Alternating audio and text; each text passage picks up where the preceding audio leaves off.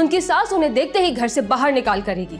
अगर वो बाहर निकाल देंगी तो क्या होगा? ज्यादा से ज्यादा वो वापस अपने घर आएगा।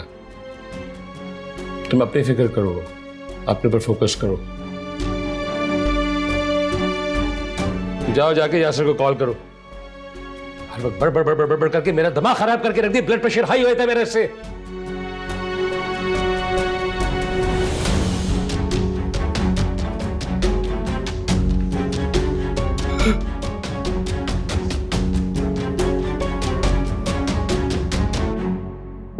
अब्बू एटलीस्ट मुझे अम्मी से मिलने तो दे।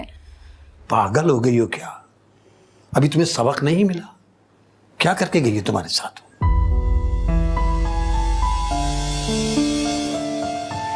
जो भी है अब्बू, माँ है वो मेरी। मैं अपनी वजह से उन्हें दुख नहीं देना चाहती।